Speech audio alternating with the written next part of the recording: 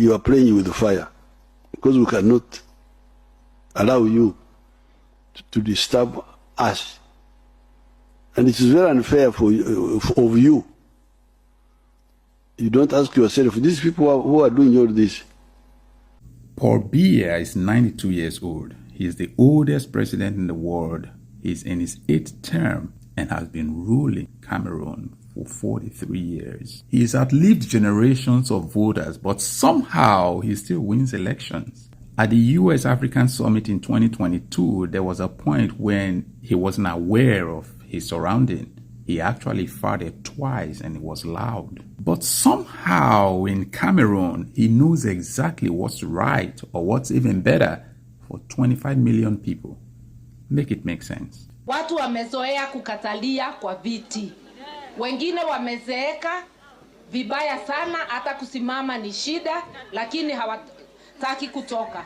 Lazima tufunze kila mtu. Kiti ya umma sio title deed ukatalie. However, Karua cautioned against... Tanzania once stood as a model of peaceful leadership transitions, from Julius Nyerere, the founding father who stepped down willingly, to Benjamin Mkapa and Jakaya Kikwete, leaders who left after serving their terms. The message was clear: power is not a lifetime position. But in recent years, that culture began to shift. Under the late President John Magufuli, the government tightened control over the media and opposition. When Samia Suluhu'S took over after his death, many hoped things would open up again. At first, hope returned. She spoke of reconciliation, reforms, and rebuilding trust. But as time went by, actions started speaking louder than words.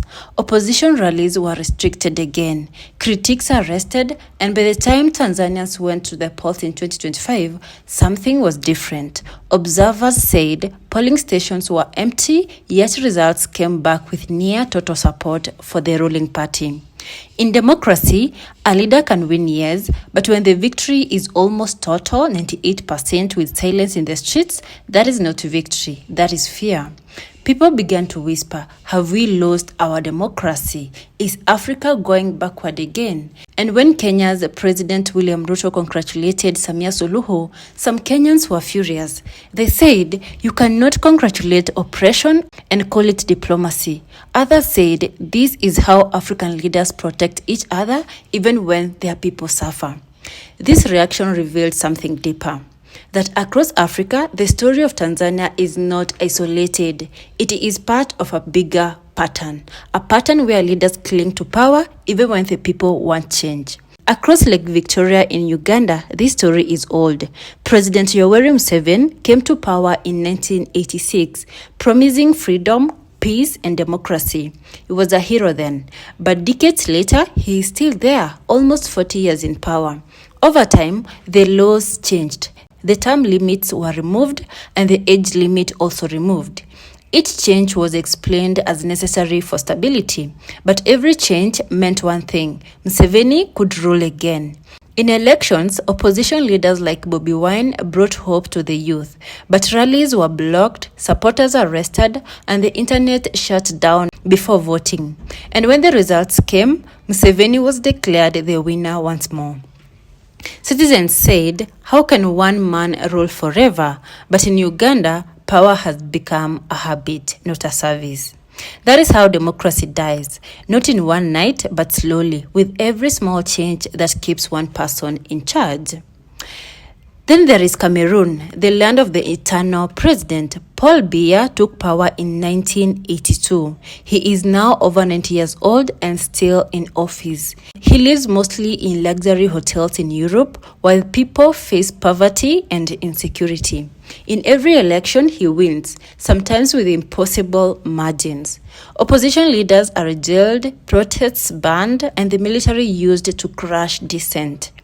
Recently, after another election filled with accusations of fraud, Cameroonians took to the streets. Police responded with bullets, tear gas, and many died.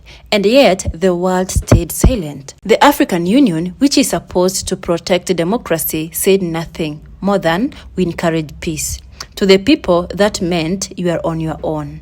When silence replaces justice, tyranny feels safe, and Cameroon has become a symbol of that silence.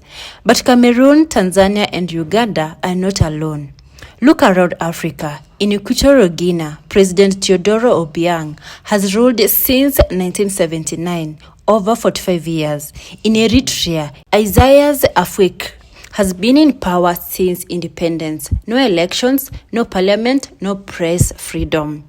In Congo, Denis Sassou Nguesso has ruled for over 40 years combined. In Rwanda, Paul Kagame changed the constitution so he could steal until 2034. And in Zimbabwe, Emerson Mnangagwa, who replaced Mugabe, now uses the same tools Mugabe used: arrests, fear, and control. These are different countries, different languages, different cultures, but the pattern is the same. Change the rules, silence the critics, control the vote, and stay forever. Why do African leaders fear leaving power? Because power gives safety. In many nations, leaving office means losing protection, wealth, and influence. Some fear arrests, others fear revenge, so they stay and call it stability. But true stability does not come from fear, it comes from justice. When people are free, stable governments grow naturally. When people are silenced, even peace becomes a cage. African leaders often say the West should not lecture us on democracy, and that is true. Democracy must grow from African soil. But when leaders block their own citizens from speaking, that soil becomes poisoned.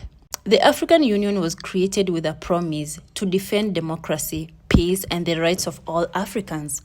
But many say it has become a club of presidents protecting each other. When a leader wins a suspicious election, the AU sends congratulations, not investigations. When citizens protest, the AU calls for calm, not accountability. Across the continent, people now ask, who speaks for the people if the Union speaks only for the presidents? If the AU stood for the people, it will send observers early, question irregularities, and delay congratulations until independent verification. But instead, the pattern continues and citizens lose faith. Africa is not poor. Africa is not weak. Africa is full of brilliant young people, hungry for change, ready to rebuild. What holds the continent back are the leaders who refuse to let go and systems that reward loyalty over truth. But every generation brings a new fire. From Dar es Salaam to Kampala and across Africa, young Africans are rising, asking one simple question: when will the people finally choose their future and not have it chosen for them? Until that day comes, we must keep telling these stories, because silence is what keeps the power safe. But truth makes them afraid. Power should be a duty, not a lifetime privilege.